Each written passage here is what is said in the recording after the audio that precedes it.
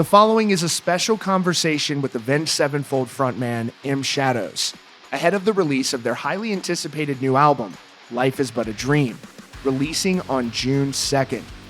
So if you like this video and you'd like to support, consider subscribing, dropping a thumbs up, and leaving a comment. Now, without further ado, this is a conversation with M. Shadows. Today we have a very special guest. We've got M. Shadows from Avenged Sevenfold, one of the biggest bands on the planet. Their highly anticipated return with their first new album in nearly 7 years, Life Is But a Dream, will release on June 2nd.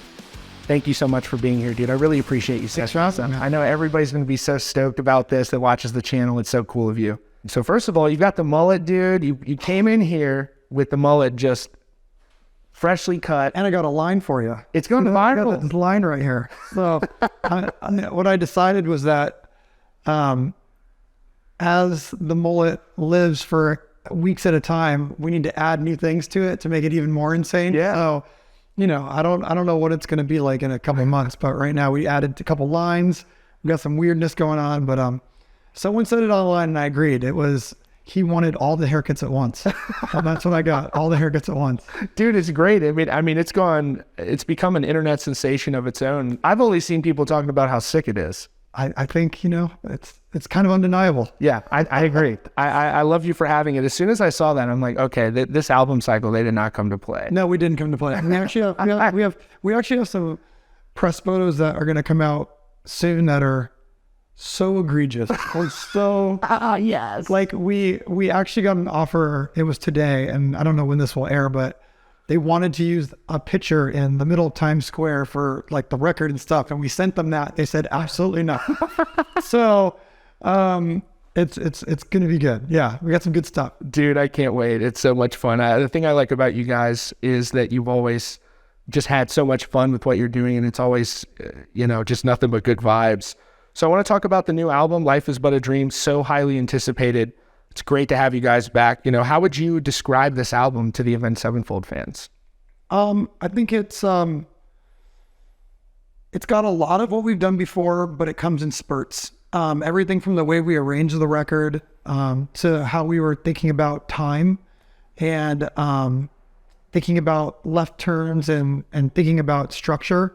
We kind of just flipped everything on its head and we took things that we would normally do longer and milk and we cut those down, and we also took things that we would normally just kind of pass by and we milked them.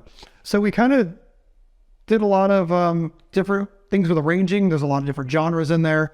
There's a blend of things, but it's not just to do them. They're things that we really feel passionate about, and they're areas that we really wanted to explore. Production-wise, it's all organic. We pride ourselves on, there's a lot of things that are in there, like where you could say, well, there's a vocoder. Well, it's a real vocoder. There's auto-tune, but it's hard auto-tune on purpose. There's no auto-tune when we're not trying to let you think there's auto-tune. There's organic drums. There's no drum samples unless we want a specific sample. So there's all these really organic things done in a futuristic way, I guess. So it sounds different than what most people are doing these days. So there's a lot to get into there, but it's I think it's interesting. Yeah.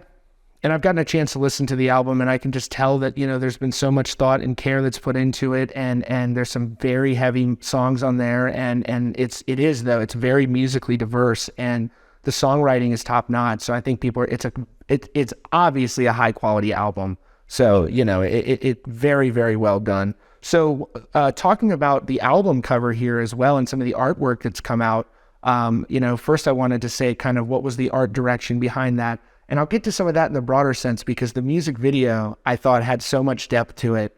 And it's kind of almost like it's a commentary on maybe the meaning of life. I don't know if I'm close on that, but, what's sort of the idea behind the artwork, and what's your process for that? Because I know you're very creative. Yeah, so we were lucky enough to have been friends with Wes Lang for the last 6 years. And he's one of those guys that doesn't do anything that he doesn't want to do.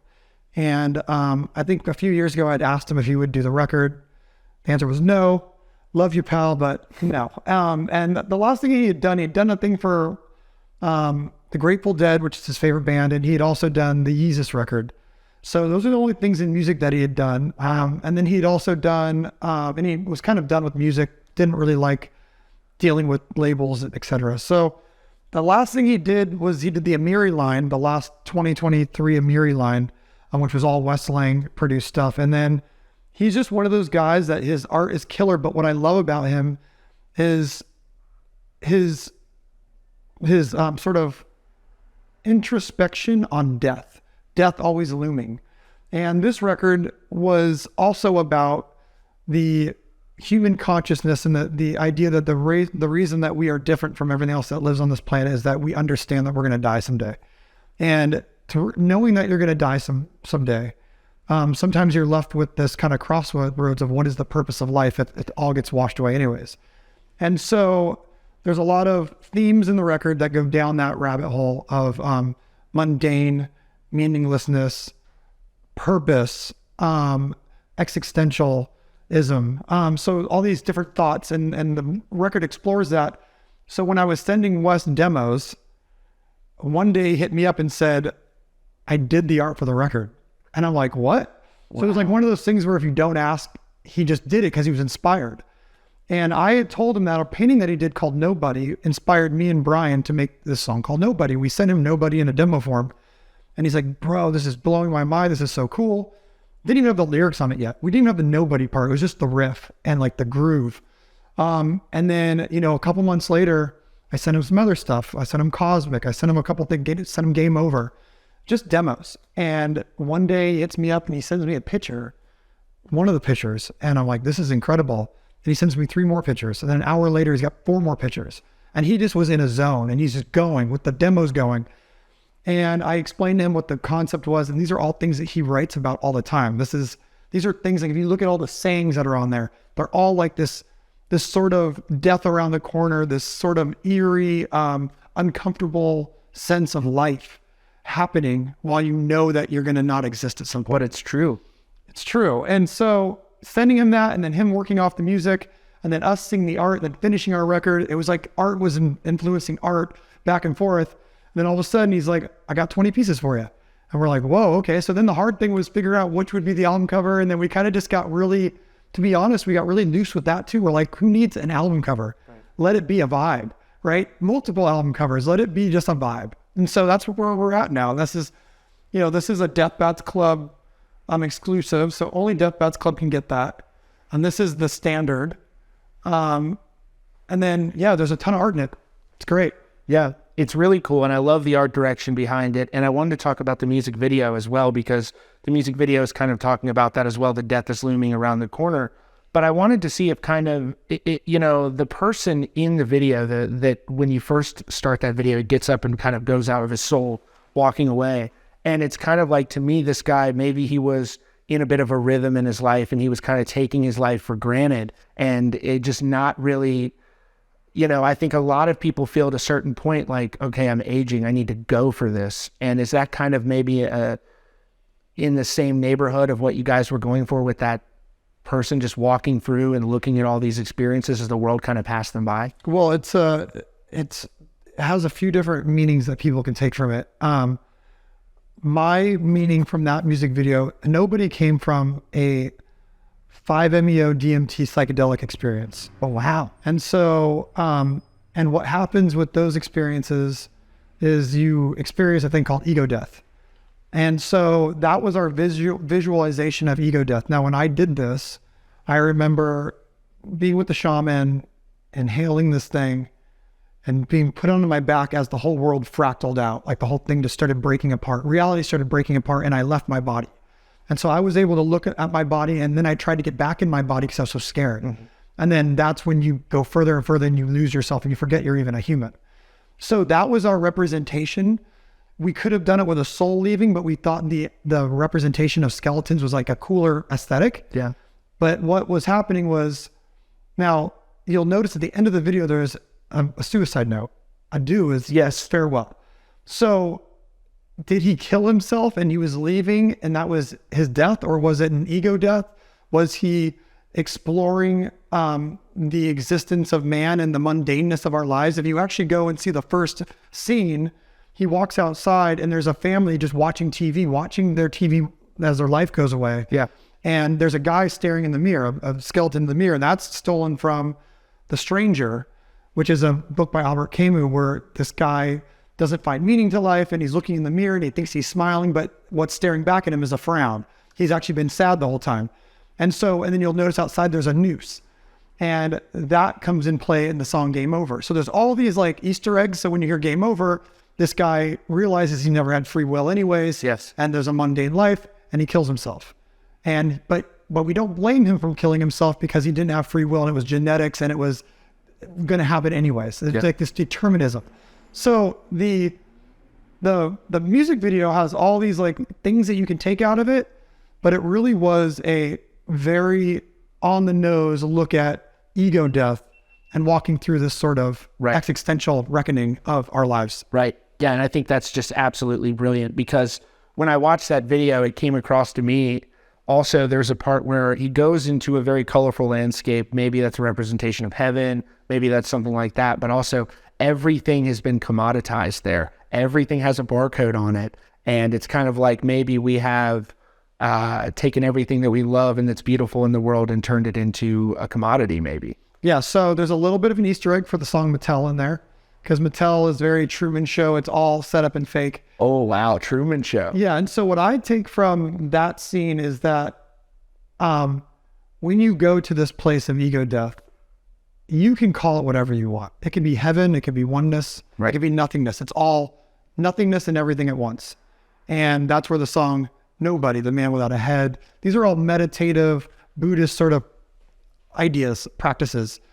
But the idea of no ego and the idea of being in a place that was promised, but it was never real to begin with. Yeah. Right? This sort of heaven that you're going to go to, or the promised land, or the golden gates, or this, and you go there and go, oh, this was all kind of made up to give me a purpose. But the purpose was never real to begin with. It was, because what I think is funny, and I've had this argument with people, they say morals have to be given to you, and religion gives you morals. And I say, well, if I have to give you your morals, then I'm an authority figure at that point. You don't have any freedom. And they go, no. Well, everyone would just be killing each other if they didn't have morals. And I go, I don't agree. I think through evolution, we have figured out that the people that get along with the tribe the most, the people that have their family, the people that can get along and build, they're the ones that actually evolve and live on. Because if you're a murderer, you get murdered, and now your lineage is done. Yeah. And so I look at it as a different thing. I don't look at it as someone has to hand me morals and they go, I know you want to kill that guy, but you shouldn't. Right. Because I don't want to kill that guy. I just don't feel that way. And so I don't need morals handed to me. And so I feel like that's like the golden promise of, if you listen, you'll be rewarded.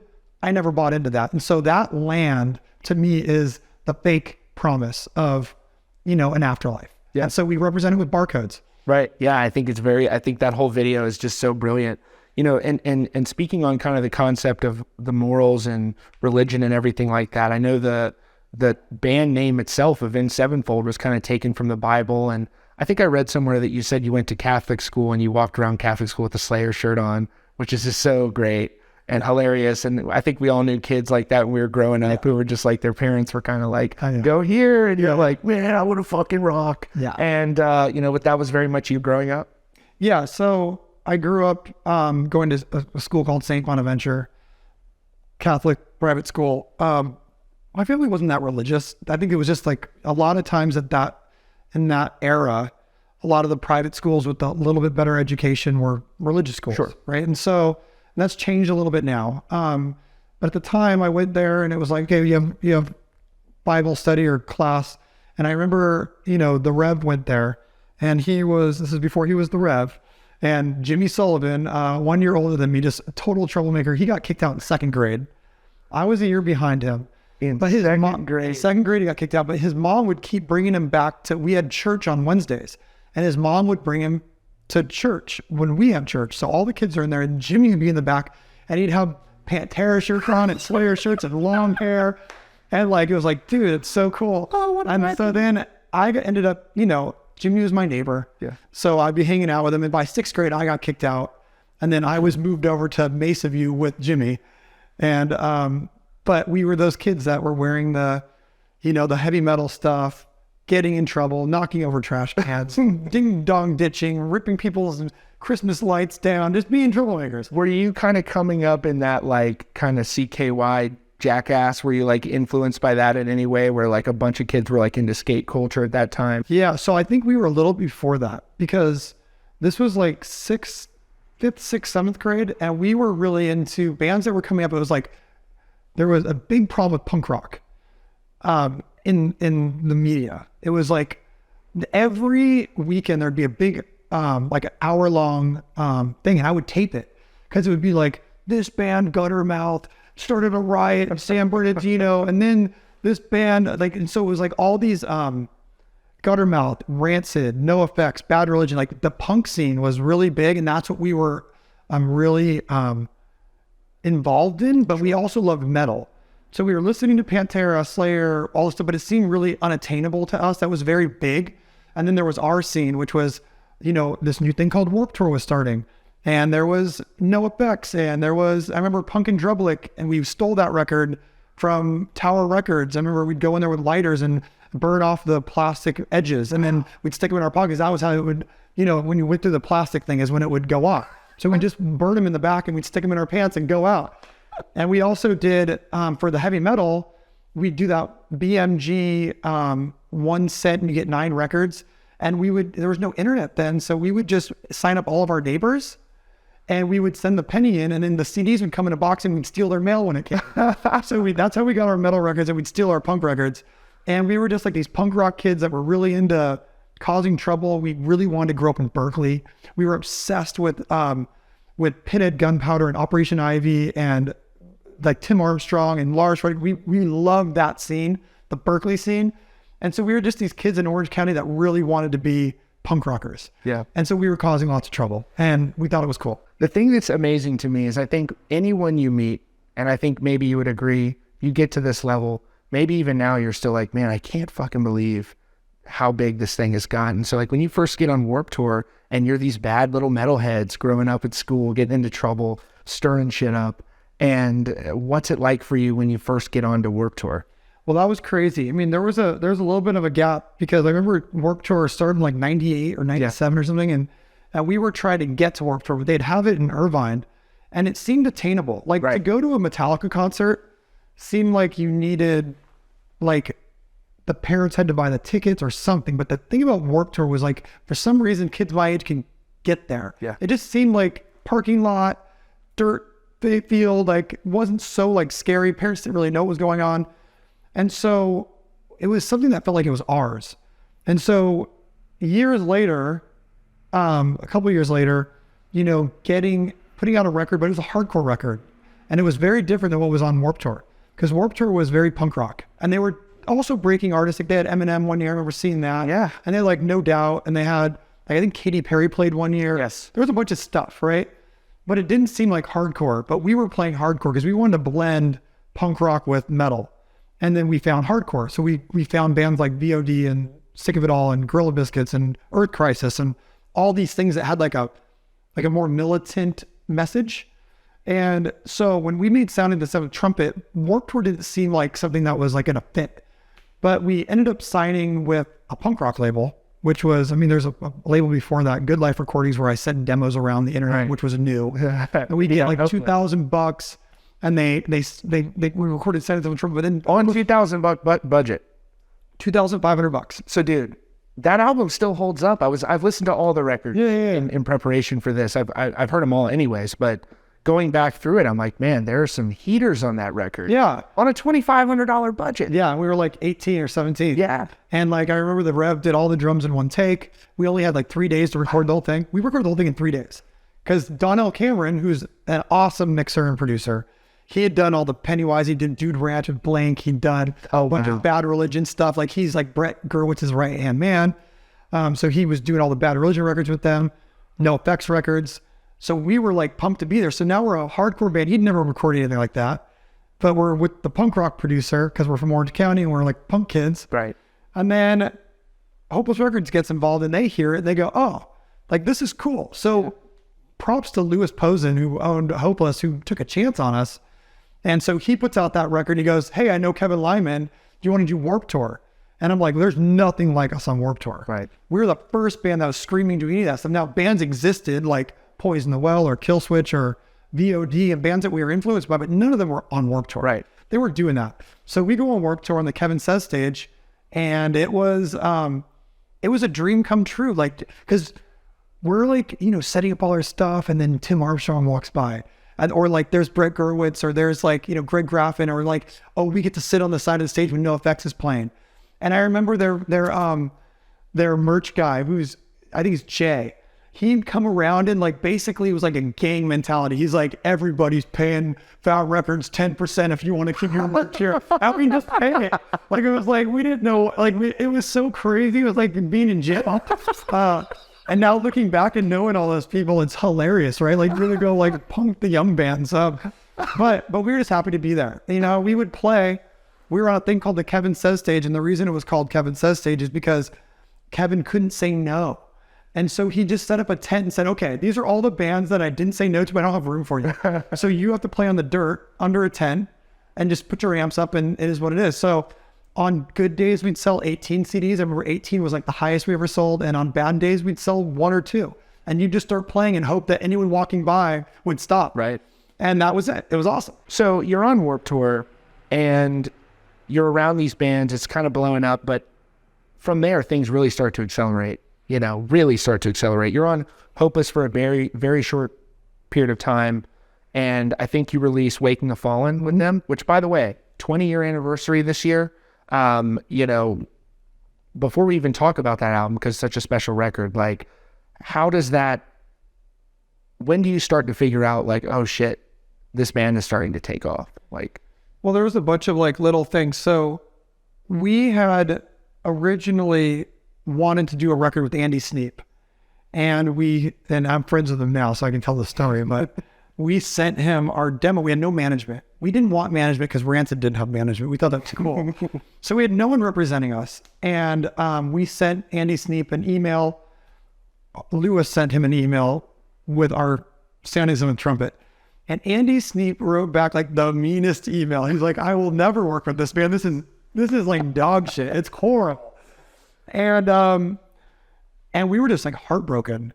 So then Lewis had been showing things around to people. We met this manager named Larry Jacobson, who had never managed anyone, but he'd run Capitol Records, and he heard Turn the Other Way. He'd heard To End the Rapture, which is the first song on Sounding the Seventh Trumpet, and he loved it. So he came to see us at Chain Reaction, and then he asked us to go meet him at the Rainbow Room and do this sort of, I'm getting around to Waking the Fallen, because it all kind of plays in. So he basically takes us out and goes like, listen guys, you guys need a manager. Like, you guys can't be doing this stuff yourself. You shouldn't have time to do all this stuff. And we tell him the story about Andy Sneap, and he goes, that's not how you do it. He goes, you have a manager go in there and you tell them the things that you're going to do, like what's going to be behind the record, go with a budget, what you're going to do, why they should do the record, and why they're missing out there. So we're like, okay, well, let's see what happens. So Andy Sneap was off the table. He'd already told us there's no way. But he went and looked at what was going on, and he found this guy, Andrew Mudrock. And Mudrock was in between Godsmack records, and he just had a huge hit with Godsmack's first record.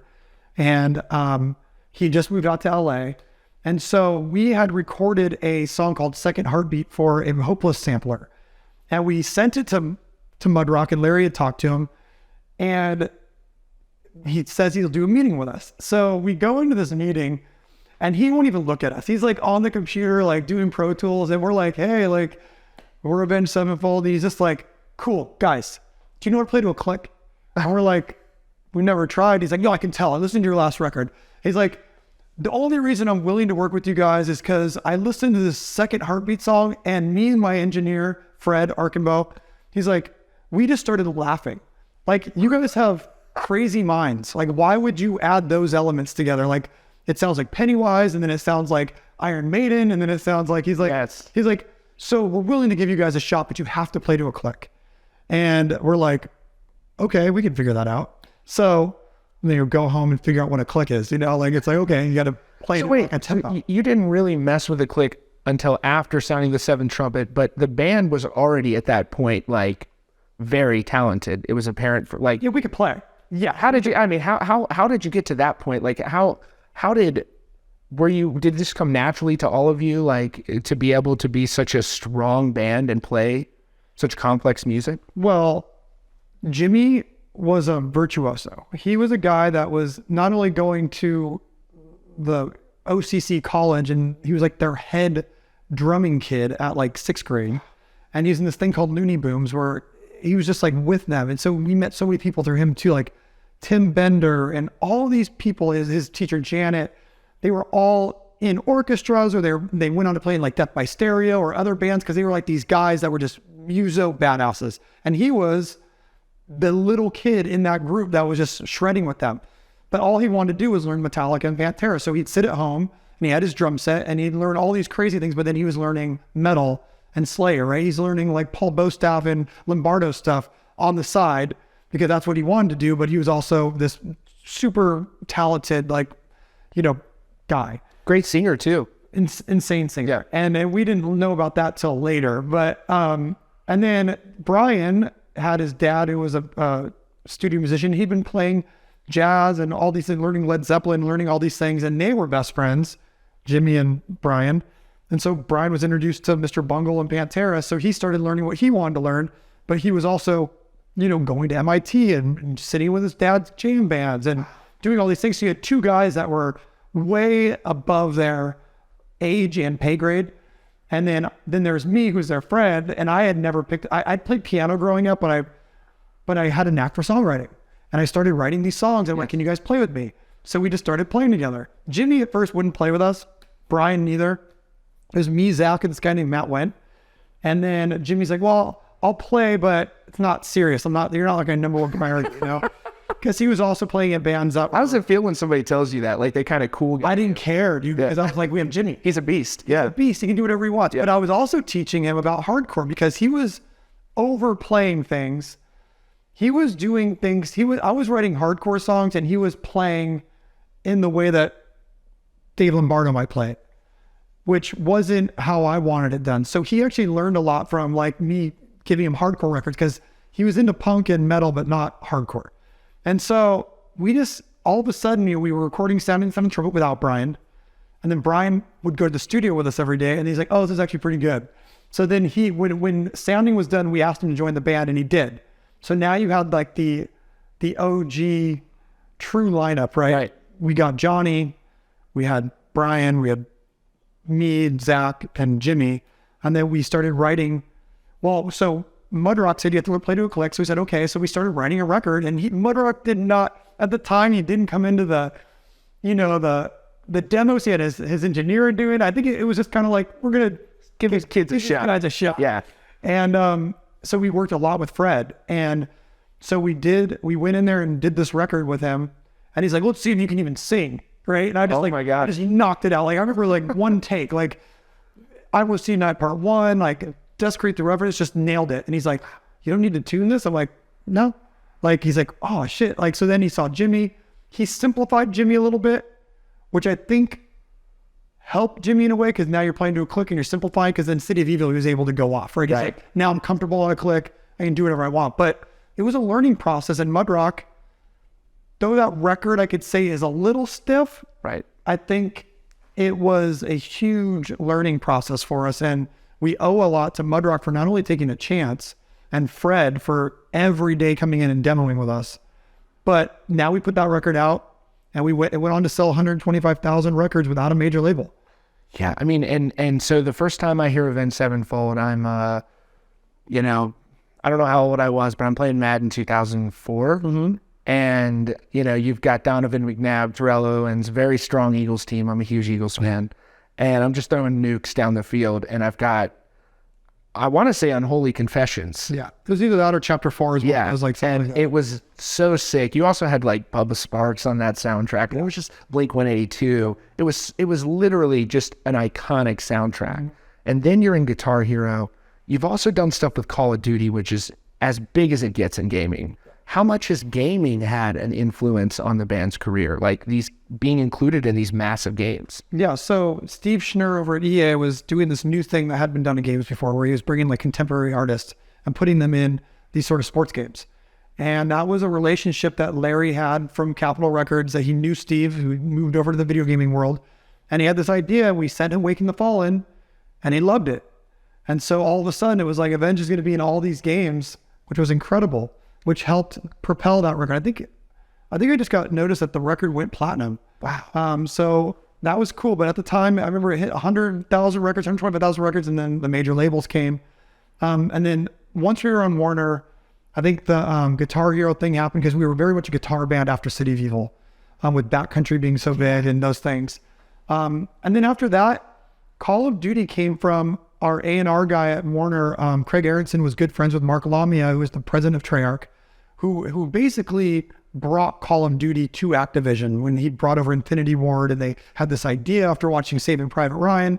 So he was like the Call of Duty guy. And when they decided they need a game every year, he went from the guy who brought the game in and the developers to being the president of the company that wasn't quite making the game as good as the other team. Right. So he went in there to clean it up, and he invented Black Ops. So now you had Infinity, or you had Modern Warfare and Black Ops going back and forth yearly. Right. And so, but Mark wanted to have metal because he's a rock guy. And I consider him one of my best friends now. We're very close now. But at the time, I get a call from Craig Aronson because when Jimmy had passed away, Right. I got really deep into Call of Duty and first-person shooters. I had been my whole life, but Call of Duty really was one that... That's what I was going to ask, is if you were a gamer yourself. Huge gamer. Great. Loved Call of Duty. Hell yeah. And Mark wanted a band that actually loved the game, not I'm nuts about not a big... He didn't want any big artists that didn't actually play the game. So That's so sick. So basically, Craig told Mark, you got to meet Matt. We went in there and we just like, it was just woodshedding. Like, dude, nades need to be more powerful than this. And I'm playing like there's a thing here, a glitch here. And he's so like, you start going off like at exploits of and he's like, write me, tell me what you think. So I wrote him paragraphs and he would send it to the team. And I got involved with like David Vonderhaar and like testing it, and he's like, come in and test it. So then he's like, do you guys want to do something with the game? I'm like, dude, we've never done a track for a game because we always thought it was cheesy. I'm like, but this could be something that we actually get behind because we actually play it. So we ended up doing Not Ready to Die as an Easter egg in the zombies thing. And then we ended up doing Carry On, but it came out of a friendship and a love for what each other do. You know, and I think maybe years ago we would go like, okay, it might be cheesy to do a video game song, but now video games are bigger than movies. Yeah. Well, back then it seemed easy. Yeah. But you guys are always ahead of the curve. Yeah. So I mean, we got lucky on that though. But if it would have been like someone else and I didn't know Mark and I didn't love Call of Duty, we would have said no. But the reality is, at the time, it was we love Call of Duty.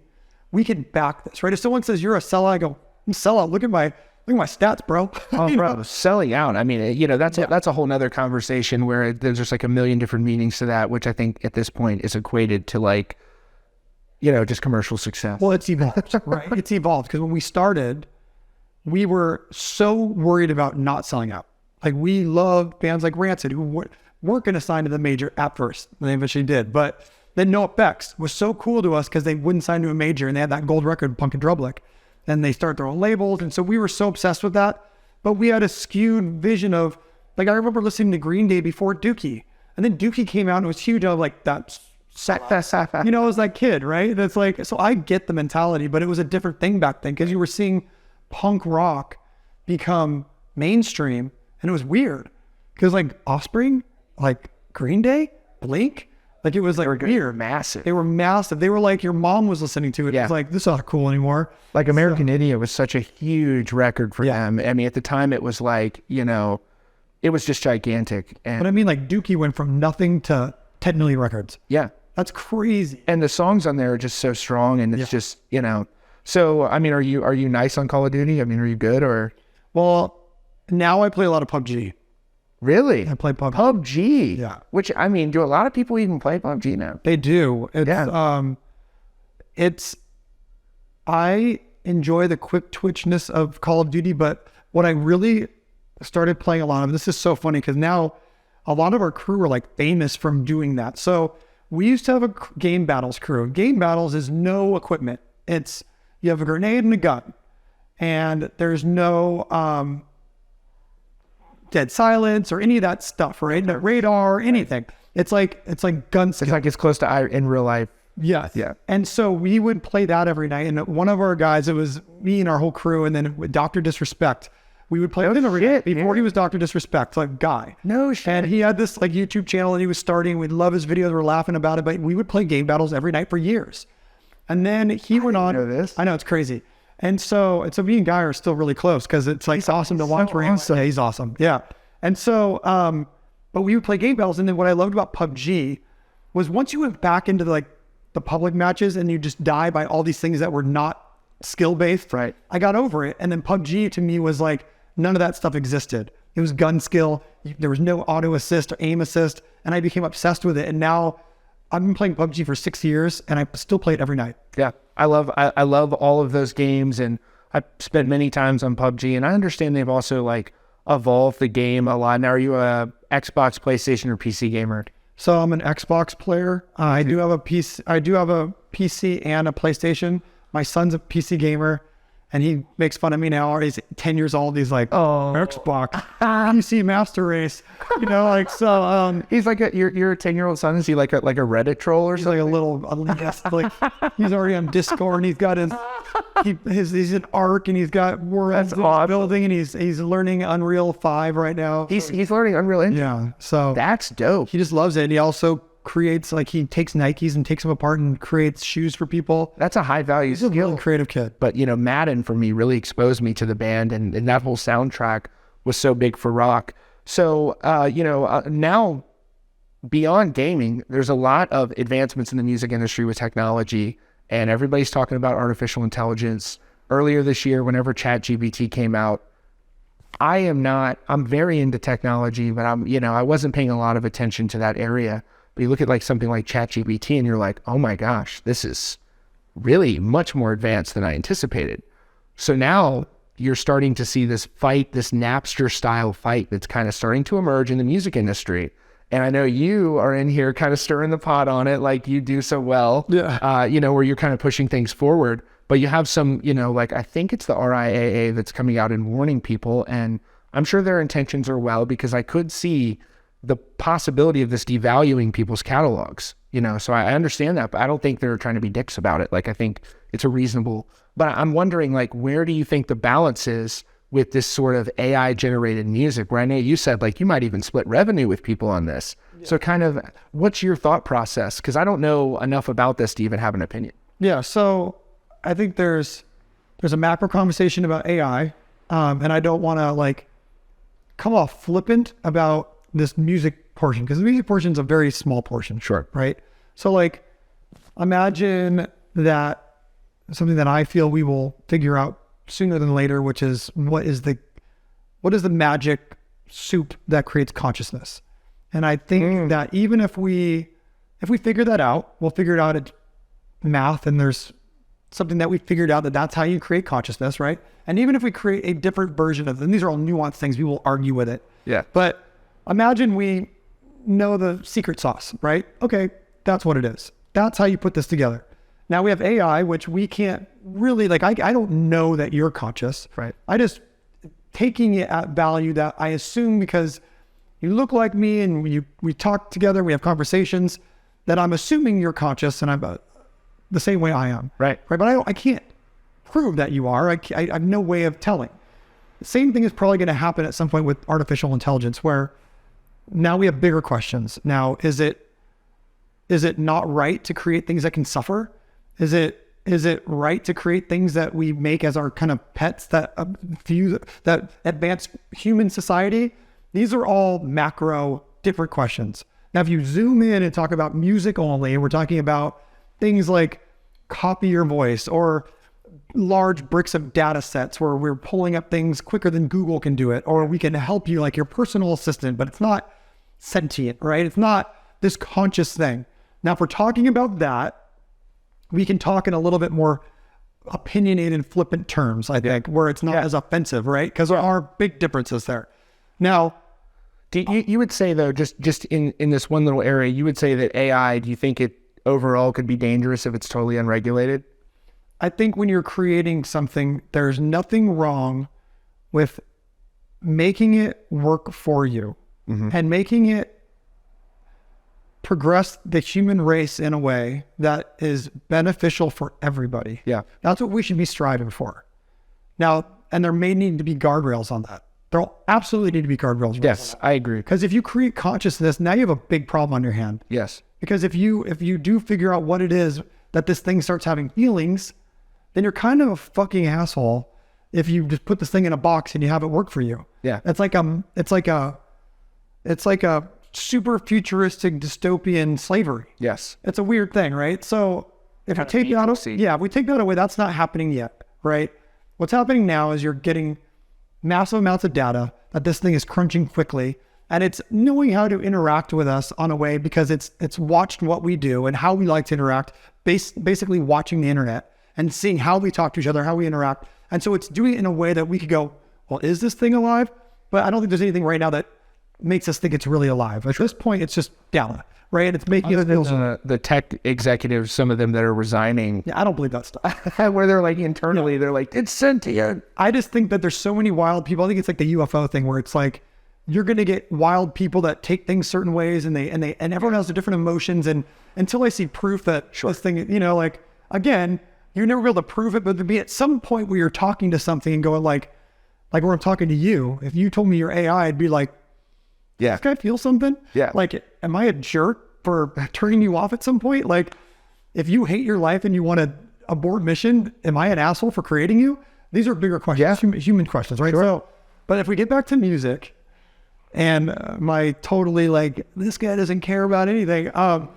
I think there's a bunch of cool use cases. If you're writing a story, if you're writing lyrics, if you're writing a novel, if you're writing a newspaper article, and you prompt AI at this point in the right way, you will find tidbits of how they wrote it. You'll give me 20 options here. Give me 20 of that picture. And I go, oh, that's interesting. Well, how do I take that and go somewhere else with it? Yes. That's using creativity 20x, what you can do. Because what are we doing anyways? I listen to Mozart. I listen to Guns N' Roses. I listen to Pink Floyd. I listen to Die Antwoord. I listen to Tenacious D. I'm taking this database, but I physically don't know how to bring these things up quick enough to really see the full spectrum of what I've been inputted. AI will help us right there, show us the greater, collection of data in this world. So I believe that there are a bunch of little funny use cases. It can help artists be more creative, and you kind of stand on the shoulders of this AI, which is really standing on the shoulders of ourselves already, but in a way that you wouldn't have thought of. I could see it being, I like this record, prompt this record, and make me 10 different versions of a song like that. And now a fan has a version of the record of the you they really like, not the new you doing the wacky thing, and they can have some enjoyability of that. And I also think it'd be cooler if the artist was letting the voice be used and letting people create songs that sound like you, but splitting the royalties with them. You did the work, you prompted this thing, you found it, give me 50% for my likeness, right? Now it gets weird when you go like, well, mix it with Axl Rose's voice and M. Shadow's voice and Lane Staley's voice and make it sound Alice in Chains meets Soundgarden meets, those are weird things, right? And then one last thing. The last thing I'll say is that we use the blockchain to verify what is the real artist and what is the That's what I was going to get to. And so all of a sudden, if it's got the blue check mark, and this is like Sure. It's got the blue check mark, this is really Avenged Sevenfold. Right. You got the green check mark, this is the millions of things that have been made, and these are the ones that are voted higher up because they kind of hit the nail on the head, and they're the ones that make people feel something. Right. Right? And so now you've got this really cool use case for Web3. It's verification on the blockchain of what's real and what's not. And if you don't understand blockchain, you would go, well, can't that be? No, it can't. It's a digital notebook. It's digital, and it would be coming from us. Sure. Right? We would be the authenticator saying, this is real, this is not. Right. Now there's a lot of minutia, dust in the eyes, mud in the water, and different questions that get asked there. And so these are things that we'll have to figure out. They just still have to be worked out. They have to be worked out. We're not there yet, but I also want to say earlier on you mentioned the Truman Show, and that's such a fascinating movie. Yeah. And did that movie have an impact on you? It did. I think everyone at some point looks around and goes, and this is ego. Like, is this all for me? Like, what's going on here? I think when you get to the level of success that you've had, but I think even, people that are in all different sorts of lives, but like for you, I think in some ways you look around and you go like, okay, I'm on a stage, I'm playing in front of 100,000 people, and you're like, is this shit real? Yeah, you could definitely look at that way, and And then you'd be so bummed if you found out everyone was like, It's real. Yeah. But yeah, it's like, but I also think like, listen, I have my ideas on the Big Bang, and I base my worldview on the cutting edge of science right now. And I had this argument the other day. Science is wherever the truth is, it can be tested over and over. Sure. And if it changes, that doesn't mean science was wrong. It means that now that's if additional information. Now, I can also buy in that the Big Bang was created by a computer program and that we are in a simulation. Like, you can have evolution and a computer program. You can have matter and math and technology. So I'm not like this like closed-minded, but I go like, okay, well, this is what we're dealing with. Kind of the like laws simulation theory. We're dealing with the laws of physics within the simulation, if there is one. Yes. Truman Show on the larger scale. We're talking in hypothetical. Do I put my eggs in that basket? No. But it wouldn't like blow my mind. I'd be like, neither. I'd be like, huh, okay. Yeah. A lot of people I talk to, pretty much everyone I talk to go, I mean, yeah, it could be possible because none of this is settled. I mean, we don't know how the universe was created. We don't know how all of outer space is. And even on the stage, you have, this statement from, what's his face? Neil deGrasse Tyson, where he's talking about the vastness of outer space. And, he's like, there's more planets than every sound ever echoed on this planet in its history. Yeah. And then you get into some of the more interesting questions, and I don't want to go too far down the loophole here, and I've got to touch on all these other subjects. I know, but like you get into like ancient civilizations and what they're learning about that, and some of the floods and stuff like that. It gets really interesting. So I just thought that was cool that you kind of delve into that, and you guys have, tackled some of these subjects through some of your music as well. See, what I try not to do is get into the theory of the God of the gaps, and what that is when you can't answer something, you just assign your own answer. Mm-hmm. I'm okay with not knowing and waiting for more information to come out. And when that more information comes out, I go, okay, that makes sense. And I go there. I'm not one of those people that goes like, and what the reason they call it God of the gaps is because at one point, the sun was obviously a god and fire was a god. And then when we found out what it really was, we're like, okay, well, it's not really God, but God is now this. Right. And then the whole thing starts changing like its definition. Right. And so it's like, you still want to have the same answer. So it's like the God of the gaps. Right. And I don't fall into that. I basically fall into, there's a lot of unanswered questions and they will be answered eventually, but I believe that math will probably solve those things. Right. It's not very romantic, but that's what I believe. Later this month, it's the first show in I think over 5 years or about 5 years. Welcome to Rockville, Daytona International Speedway. Have you ever played there before? I think so. You played Rockville? I played Rockville before. Okay. I think at one point earlier on, it was in a different location. Maybe it's a different location. I don't know. Yeah, I don't know, but I know that it's so sick down there, and I'm going to be there. And it's what are you, or what can you share about what fans? I know people are coming from all over the world to see you guys specifically coming back for that show. What can you share about kind of what fans can expect during the performance? We're going to get our legs under us, like we haven't played in a long time, and we're going to not really give up any of our, it's a weird situation where we agreed to these shows and then we ended up pushing the record back a little bit. And so all of a sudden, because we love Danny Wimmer, we respect him. Great guy. Yeah. We didn't want to cancel them again, but ideally you'd come out with the album and then you'd have your full show. Right. So what we decided was like, we're going to use these shows as a way to get our legs under us. We're not going to bring out the new production yet because the songs won't be out. And we're just going to go feel it out, hit like just that raw nature of being on stage with the fans, and like not go for the bells and whistles. We're playing with a bunch of bands that will have bells and whistles, like Slipknot the night before, and Tool and all these bands do stuff. But we're just going to do the thing that we normally don't do, which is like just the pure raw performance of just us, and just get our feet under us, feel the crowd out, and get ourselves back in, some sort of functioning order. Yeah.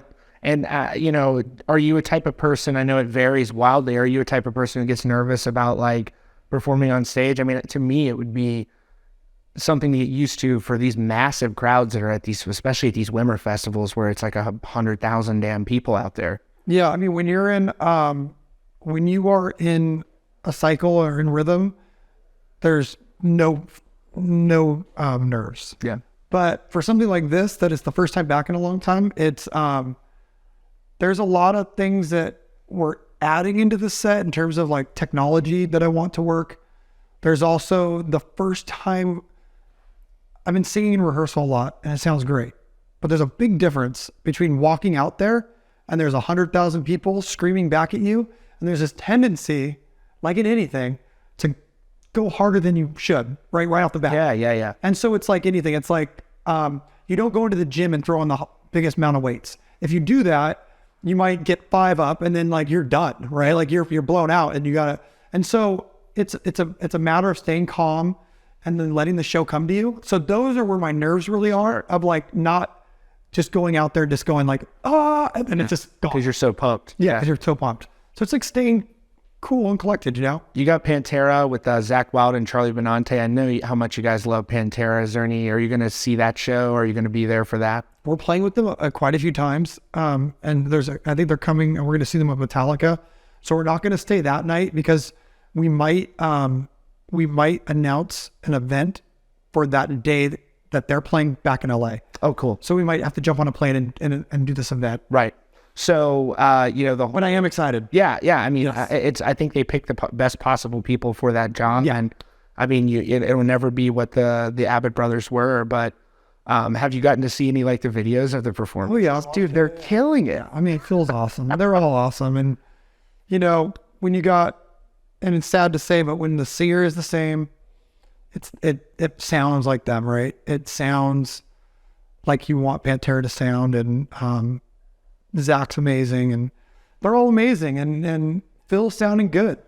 You never know with him. It's like He's in good shape. Yeah, there's always these times where I've seen Phil throughout the years where it's bad, and then I've seen times where it's amazing. That's what people don't get about vocals. Like, it's like if you can go through years where it's not right, but you can always get it back. Yeah. You can work your way into getting it back. It's technique. It's taking care of yourself. And people on the internet are so like quick. Like, you see like Corey Taylor, who were like, on this record, this was happening, and this record, this was happening, and now we can do this again. It's like, he can always do that. Right. You just don't, like, this is a muscle. And sometimes LeBron will have a year where his hamstring's bothering him, and there's years where there's no problem. Right. And it's like, that's the human body, and you're dealing with the human element. But the thing about singing is you can sing into your very late years, and there should be no degradation on it if you take care of it. And Phil's a perfect example of that right now. Right. He's come back. It sounds freaking great. And there was moments a long time ago where it wasn't his best. Yeah. And now he's really, and they've been, you haven't heard anyone that's seen those shows that go, oh, I went away disappointed. They've had enough of them now. Yeah. And then, I don't know if you've seen the video of Metallica's production on this tour, dude, and I guess that's what's going to come to the US, and Pantera is going to be playing on those production stages. Yeah. I've got tickets for the New Jersey show, which is the kickoff, and they've got so many great bands up there. It's going to be nuts. So, also, speaking of Welcome to Rockville, you have that, that festival cancellation that goes out, and, that whole thing, which I thought was so brilliant and fun. I wanted to ask you, how many people were like... Still to talk to Danny about that. You had to. That's so great. Oh, that's so funny. You'll see him at Rockville, I'm sure. It's going to be awesome. It was a good show. I'm probably going to hug. There you go. Danny rules. So, how many people are trying to call you like, yo, your shit got hacked? Yeah, so we actually didn't tell. So our management has 2 guys that run it. There's Mark Wakefield and Dino. And we work really closely with this girl, Samantha. So Samantha wasn't even going to tell them because awesome. We knew that everyone would say no. And I said, don't tell anyone. She's like, well, we got to call Danny. I go, no. I go, call Danny. He's going to say no. She's like, we got to tell Harlacher, who's our booking agent. I'm like, no, how are we going to say no? So we kept it secret and we just did it. And I said, Samantha, all you know is we got hacked and we are trying to fix it. She's like, are you serious? And I'm like, that's what we're doing. And so the day that it went down, I was in Mexico, and I'm watching this thing go down, and my phone is blowing up. Harlacher, Wimmer, Bino, Mark, like, oh shit. And it's my voice. And people are calling them going, you guys are so lame. for letting the band, like they were like, and then Mark said, what are you talking about? I saw it 30 seconds after it went up, and my immediate reaction was, damn, they canceled with no reaction. Like it was just like, we ain't doing it. I know. And it was only 5 minutes. It was like 10 minutes. Yeah, okay. It was enough to make it really fun. Yeah, and I was like, but the whole plan all along was like, I would go on Twitter, and then you'd get all the people from my Twitter that were disputing it inside the Instagram comment. Right. And so that was the idea, and it worked. It worked. It was everywhere. Yeah, and then as people went back, they're like, oh, it is AI, because once the knee-jerk reaction, when you go back and listen, you go, oh. But as soon as I heard the voice, I was like, oh, something's up with this. Then I'm like, oh, they would be canceling. Yeah. Hello. So did you actually record that, or that was through a trainer that you like? It was all AI. That's really cool. Yeah. No, we didn't do any. We wanted it to be as authentic as possible. Yeah. It was brilliant. And it was kind of a, one of the things that proved is that we're very close to the point where people aren't going to be able to tell what's real and what's fake. That was the point of it all. We said, I was texting Finn about that. Yeah. I was like, let's make a overarching comment on society and where it's going. Yes. With the AI. And then we'll do the Web 2 stuff, which is fun. And then we'll bring them into Web 3 and like show people how to use this thing. And then have it like this whole, and the thing about it, that whole augmented reality thing, we wrote with ChatGPT. Right. A bunch of the code was written with ChatGPT. All the posts by this guy, this man that was hacking us, it was all ChatGPT. Wow. All of the art we used was DALL-E 2. It was OpenAI. And the whole thing was like, we don't need to be a real person. Right. You will be fooled. You will feel something. And we can fool you just by some bad actor that's got this in the wrong hands. Yes. And so that was and I'm glad you caught on to that, because a lot of people just say, oh, it's fun. Oh, you got over the Nintendo. But it was like, no, this is going to happen in the future.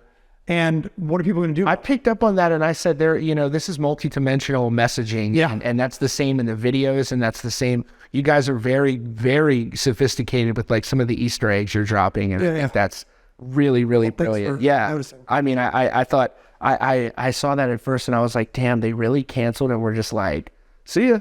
Yep. I'm like, man, you should do record thing. It's the record piece. And it just said canceled with no it was spelled wrong. Yeah, it was spelled wrong. And then you had the site that was like a good old like early like 2003 like Netscape Navigator website, and it was just a bunch of like angry, and you had the fake ads, and it was like it kind of gave me like Grand Theft Auto vibes. Totally. Yeah. So I mean, everyone that was building that site, they're hackers, and that era of the internet means a lot to them. So they wanted to dive deep into this hacker kid. Yeah. That's just, that has a real problem with NFTs and Avenged Sevenfold. So brilliant. And I just think it's cool to see, how much in rock do you think we're kind of lacking, it seems in some ways, and there are bands out there that are great examples. I think Bring Me the Horizon is just such a genius band in many ways, like yours is. But, I think in some ways things get stagnant at times. And I guess so the question I would want to ask is, what do you think bands can do better to promote their albums when the new music is coming out and using the full kind of tools available to do that? Like, what does your ideal album campaign look like for a rollout? Well, our ideal campaign right now is exactly what we're doing, but we would love to have a little bit more wider eyes on us. And I think the genre's in a place right now where most people you talk to, unless it's the Metal Hammers or the Loudwires or the Krangs, they simply don't want anything to do with the genre. They don't think it. Yes. It doesn't have the action on it, or the drama with it, or the explosiveness, the creativity, all these things that these other kind of genres bring to their publications. When we call people, it's usually like who, why, and then when you see bands putting out the same sort of thing and chasing the small wins within the genre, it kind of gives them more ammo to go like, why this? You've got 20 number one songs, but no one in our readership has ever heard of that band. Yeah. Right. So why would we put a spotlight on it? Right. And so it's really tough, because I think if we did the ARG, I think if Drake did that ARG, or if they were doing all the stuff we're doing with Area 15, or if it was anything that was outside of our genre, I think people would be salivating over it. They'd be like, this is amazing. This is so cool. You know, Drake did do a really cool thing with 21 Savage with what they did was like making fun of the music industry. It was really creative and cool. Like what's in my bag, making fun of Vogue. They did a fake SNL. They did all these things that were awesome. If we did that, no one would even know about it. Drake does it, and he's a bigger artist. I get it. It's in the New York Times, right? When we call the New York Times and we're revolutionizing Web3s for music, we just are. We're doing deals with Ticketmaster. They're like, we'd rather complain about Ticketmaster. We don't want to know what you guys are doing. And it's hard to get press because of the genre we're in. And I think there's artists. Why do you think that is? Why do you think that rock today, when, you know, in the new metal era, because you're right about that. What do you think that is? Why rock is like right now? Do you think it's just cyclical? So I think, and I sound like, because listen, the people that are going to watch this are big fans of the genre. Right. And when I say anything about the creativity of the genre or the taking chances of the genre, all that comes back is a bunch of bands that they feel are super creative and pushing the boundaries. When I listen, I don't hear that. And I tend to think I'm right because of culturally what is happening. Most people that you show that to don't feel that either, or they'd be listening to it. We don't stream a lot, rock in general. That's true. Streaming is the cultural zeitgeist of what is being listened to. Every genre streams better than rock. If Morgan Wallen can get #1 in his 7th week, and our whole genre with the biggest band in the genre is selling vinyl and CDs, and we're selling collectibles basically, because music is free. Yes. Or very cheap subscription. And there's artists out there that can, in their 7th week. 9th, I think now. I think he's at 9 now, Morgan. Going 9 weeks, going over it is he. It's, to me, that is a cultural shift, and there's something happening there. Yeah. And what I zoom in on, and these are nuanced things. Sure. Creativity, production, how the genre is. I don't think you can take pop production and stick it on rock or metal, sample drums, auto-tune, but in a way that is, we're trying to hide the auto-tune, making everything perfect. If you use that tool as a cool thing, that's cool. And pushing limits to where people feel something different than what they felt on the other 5 tracks that came before it. Right. Now, if you are down the rabbit hole of metal, and you can know the difference between Opeth and Blind Guardian and Sonata Arctica, then yeah, you're down the rabbit hole. But if you play those 3 bands for just a random person, sure, that is not going to have the effect, the huge like swing in emotion or dynamic that putting on, you know, Lil Uzi Vert to Eminem, right, to Die Antwoord, to Daft Punk, to Kanye. It's like accessibility.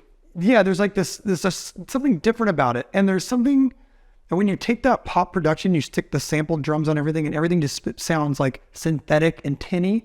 It works on those other types of music. But even those other types of music have brilliant producers that are doing it in a way that it still sounds organic and cool. When you have a kick drum going, and it's the same kick drum, and there's no dynamic, it's different than hearing you can take those samples and stick them on there. You can't stick them on this other thing and think that that's going to be okay. And I understand that's a scary thing for rock artists, because when you're sitting in a studio and you go, well, it's going to be easier to mix if we use samples. Right. And the drummer didn't hit everything consistent. What if people say something about that? And if you take that kick drum to this kick drum, that one kind of sounds better. But when you take it as a whole and you replace everything, now you've got a plastic stale product. And I don't think rock thrives in that environment. Sure. I think rock thrives when it's raw and it reaches outside the box of dynamics and conventional song structure. And I think I just think that there's ways to do it. Who do you see that's doing that right now? And in a way, do you see, I mean, who would you say is the closest example to who you think is ready to carry rock forward right now? So that's a hard question, because I'll give you a story.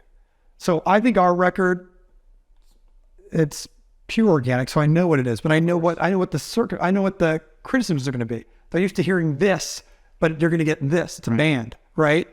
And I'm okay with those criticisms because I know they're raw.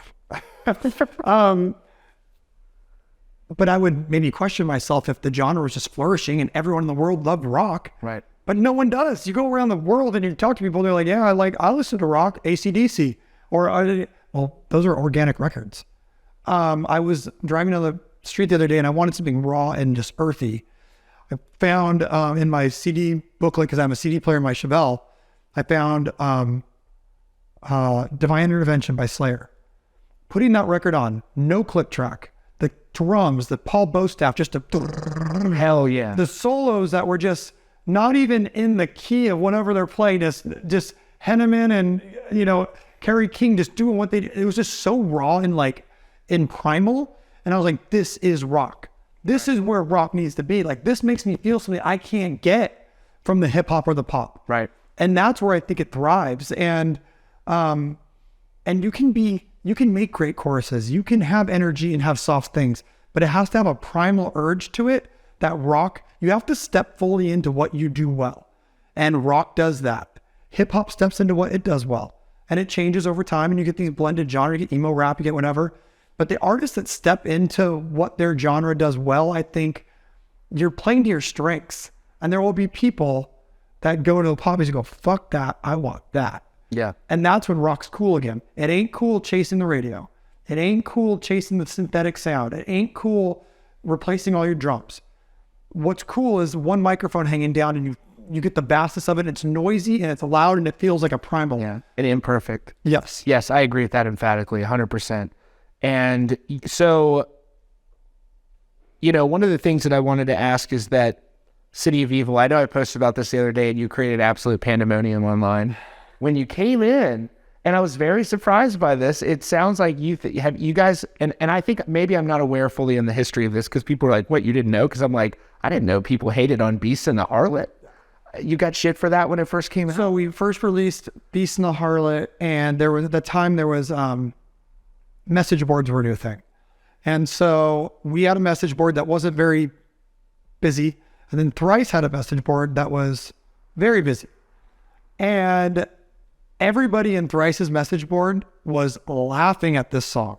Like, this has got to be a joke. And Thrice's manager at the time came in and basically wrote a post, and I knew him, about how goofy and how we had to be joking. How would anyone let us release that? And so that's what the post came from, because at first, before Backcountry, and people don't remember this stuff, City of Evil came out.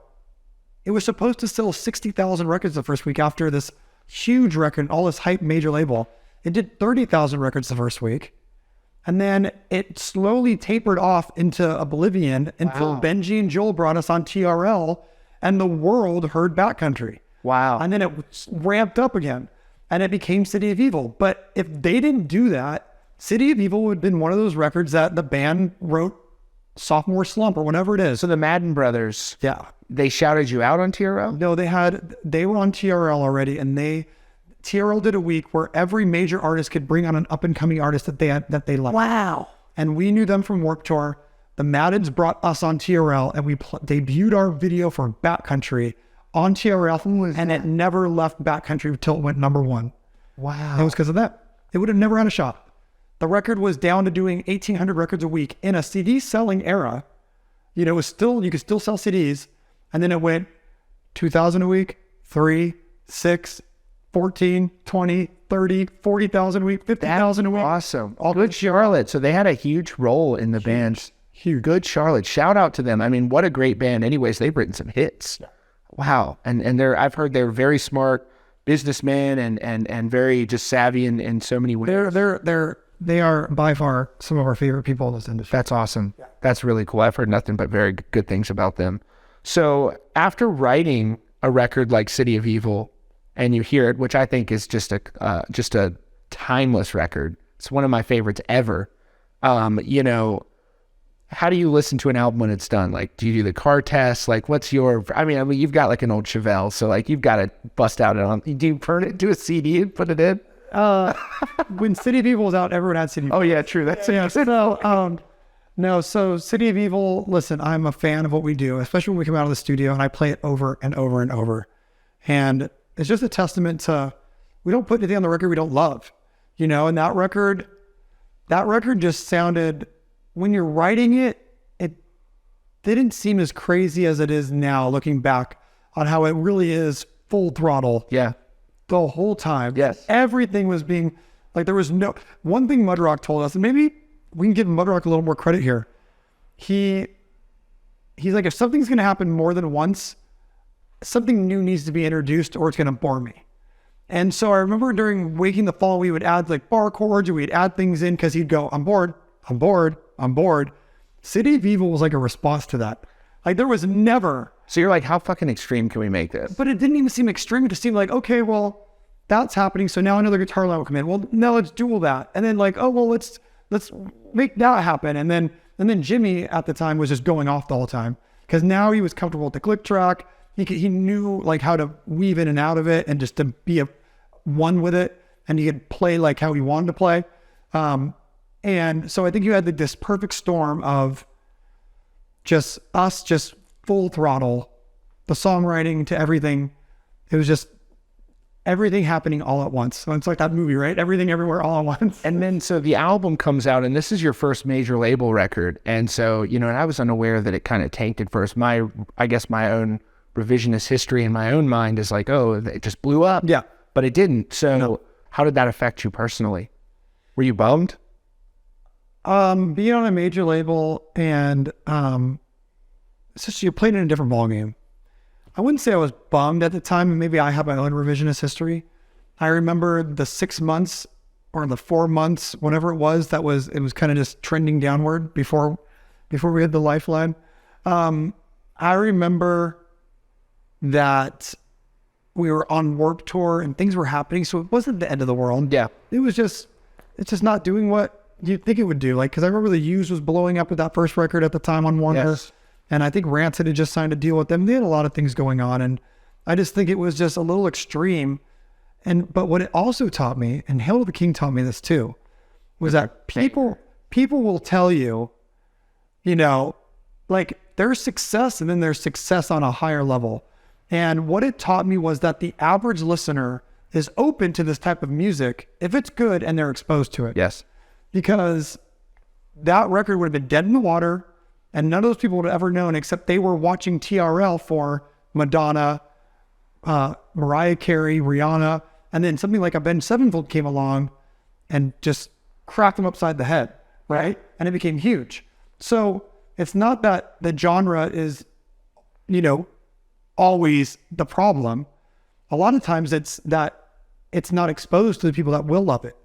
Now, I do think our genre right now is a little stagnant, but there are things like when Ghost came out and that thing went viral on TikTok, right? Mariana Cross. Yeah, it was huge. There's things that happen, right? But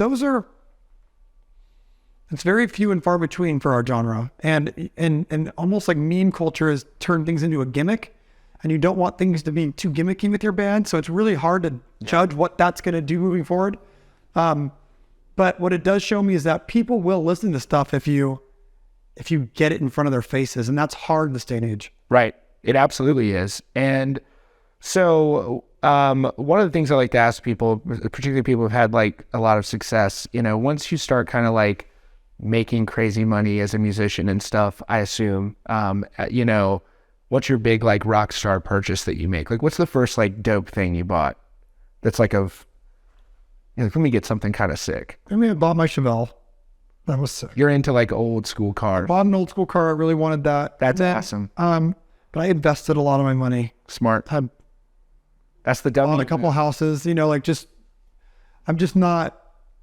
I don't see the point in a lot of things, but then again, I'll go buy a bunch of CryptoPunks, and I think that's a good investment. Yeah. But I spend a lot of money on Wes Langar, and there's certain things that make me feel a certain way that I will spend on, but it's usually not.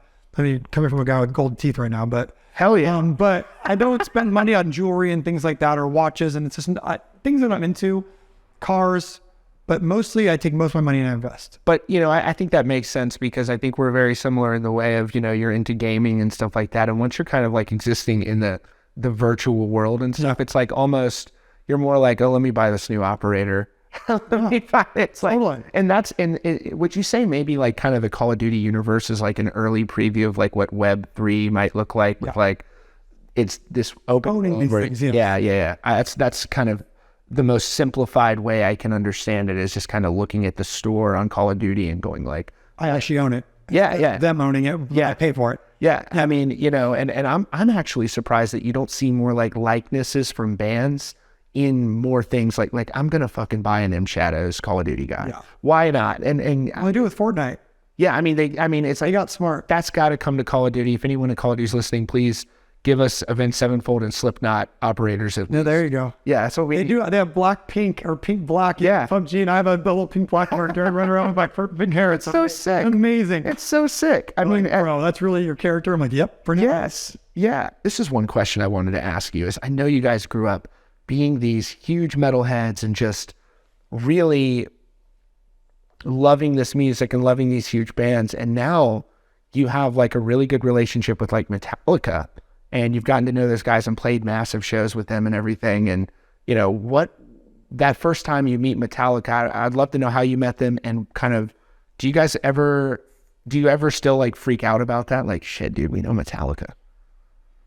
Yeah, I mean, so the first time we met Metallica, we were playing a show in San Francisco, and Metallica are notorious for supporting up-and-coming bands. Yes. And being very good for the scene. They've got Ice Nine Kills out on this stadium tour with them now. It's huge. They brought Architects out in Europe. Yeah. It's crazy.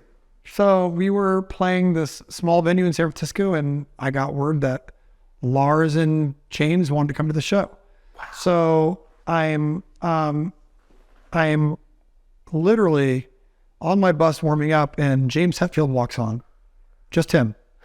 And he's standing there, and I'm like, hey, what's up? And he's like, hey. And we just, and he has a way about him that's, you know, it's not the most like, what's up, bro? Yeah. It's not James, right? Just kind of standing there. He had a Waking the Fallen hoodie on, and we just, we talked for a minute. He's having your merch. And then someone gave him a hoodie or whatever. And so then, and he's like, yeah, me and Lars are here. We're going to watch the show off. So we play the show. James had left at some point, and then Lars wanted to hang out. So we get in this back room, and I remember Lars got like a vodka drink and his toothpick in. And it was actually the first time that we heard the Rolling Stones story that he just came out with. I know, and I saw that where he said, don't look at him. And I so talked about he that told us the whole story there that night. This was years ago. That's so legendary. And so he's like, yeah, and like they put us in the spot, and then like, don't look at McGallagher. And like, we didn't even know if a picture happened, and they just went by. They just kept walking. He's like, I don't even think they stopped walking. And it was like this great story that I've always wanted to tell, but I never wanted to like step out of line. I thought that was and like tell his story for him. But then I love that he just like, now it's in the press, but that was the first story he ever told us. And so we started kind of a relationship with them. We obviously had enough of a relationship to where we did some stuff with them in Mexico. I remember we got bottled, and rocks thrown at us on our first show in Mexico. Zach got hit in the eye. Oh no. Busted open, and James and Lars came into our dressing room beforehand, said, listen, that you just got to tough through it. That's what happens. Yeah. It was like, you know, just give us some words of encouragement. And we went out the next night, and like, we're flipping everyone off, and they all turned their back on us. It was great. And we're like, immersion at us. And so we did 3 nights at a stadium with them there. And then we got on terms to where we had each other's phone numbers and hung. And like, I know there was like that press thing came out recently where we turned them down, but that was a real story where like they sent us an offer and we said no. And then, that happens a lot. so I got a call from Lars personally. It was like, come on guys, what are you doing? And so, you know, How do you deal with that? How do you handle that? I just told him our point of view, which was just, listen, like, this is, you know, he knows who John Dittmar is. He knows who the people we came up with that kind of gave us our philosophy on headlining, and he totally respected it. And then we ended up working it out, right? It became a thing where we couldn't not do it. It was like stupid not to. We were seeing both sides, and it was just an understanding of like, we'll make it work for you guys. What do you guys need, right? So we made it work, but it wasn't like, you know, the media likes to make it like, right, oh, we're dissing Metallica. No, it's like, but now we're in a situation where like I was just with him in Big Sky. We were just in Big Sky snowboarding, and we were hanging out with the families, and we have a really great relationship with them. That's so sick. So it's like we just hang out. We talked for hours. Like one night we just sat up till 2 a.m. just talking shop. Like This is before 72 Seasons came out. Before I'd sent him Nobody. It was like a few months ago. And we have a great relationship with them. They're just our friends now. You know, I text him all the time and he's interested in Web3 and he's interested in what we're doing. And we talk about the Napster stuff and how we're getting that same sort of backlash. Man, he was right. He was right about Napster, dude. Of course he was right about Napster. People need to admit that. Even me, my little troll self years ago, I'm like, man, fucking Napster, man. But like, he was actually right. Look at where we are now. Music has been significantly devalued. He was never saying like, oh, I'm worried about my money. He's like, this is the next generation is going to be fucked on this. And by the way, the NFT thing has become, you're scamming us and all Web3 is a scam and you're ripping us off. And the Napster thing was, you're rich, you shouldn't care. You already have enough money. Yeah. So they were both completely tribal-driven, terrible arguments that had nothing to do with the underlying facts. They never addressed the actual like, well, what's this going to cause? Yes. And that's the problem. But, you know, so just kind of in closing, one of the things I wanted to ask you is you sort of came up in the nu metal time. Nu metal is experiencing in some ways a resurgence. It'll never be, I don't think, as big as it was in the past. But I'm asking a lot of bands, I want to make this into a compilation, but I'm asking a lot of bands, who would you say are the big four of nu metal if you had to pick the four maybe favorite bands? And anyone listening, this isn't scientific. It's not serious. I was never a big nu metal guy. So... but I loved, and I don't, and I, from when I came up, nu metal was like a derogatory term. It was, I know, and now it's like. So I don't want to call any of these bands nu metal, but I'll tell you the bands from that era that may or may not be associated with that term, because I believe some of them are better than that. Yeah. Perfect example is Deftones. God, they're sick. Deftones to me is just a great band overall, but they came up in that time when they could have had that argument. Yeah. The first Korn record blew my mind. Yes, dude. When I heard that on KNAC, I had to go to Bionic Records the next day and get it, and that record blew my mind. So there's Korn, there's Deftones, and there were some local bands like I appreciated Head PE at the time. Yo, they're gonna love that you're saying that. Yeah, so Head PE at the time, really was into that. That's cool, man. And I even like some of their older stuff. And then, but in terms of like, there was like a band called Humble Gods that was a little more punk and rappy. But I mean, was there any? Was Soulfly considered nu metal? I certainly think so. Okay, I like Soulfly. So. I love Sepultura. I like Soulfly. But that was a genre that never. I like Linkin Park. Yeah, I think they're nu metal. I think that they were nu metal at a time, and then they became many more things. Okay, so my four is kind of a cop out. I guess it's Deftones, Linkin Park, Korn, and we could throw Head P in there. Yeah, but what else was there? I mean, can you give me some bands and I'll let you know? System of a Down. Oh, I love System. I was gonna say System probably has to be up there. But Head nu metal, honorable. I know. I maybe I'm wrong about that, y'all. But I get it. You're right. It's like it is. I don't view it in any way as derogatory. I love those bands. Yeah, I mean that in the best like fucking nu metal rocks. Like, cause I grew up on that shit. I'm like Limp Bizkit. I love Limp Bizkit. Yeah, see, Limp Bizkit, I like some of the riffs. I think it's like I remember my wife had $3 Bill, y'all. A sick record. So that record was cool. I don't dislike Limp Bizkit. Yeah. It was never. It's not everyone's style. Yeah, sure, totally. Yeah. I think Fred is awesome, and you know. But dude, I just want to thank you so much for doing this. I think it's very cool that you made time for this. I know the audience will as well, and you know, I think it's cool. You've done Finn's channel, and you're just out there and really throwing the gauntlet out and talking about anything and everything with people. So I think that it's the new media. You're a real rock star, dude. Thank you, man. It is the dynamic and landscape is changing very much, and you know, I'm excited to be a part of it. And yeah, so thank you, man. Really appreciate it. You're welcome, man. Yep. Thank you. Yep.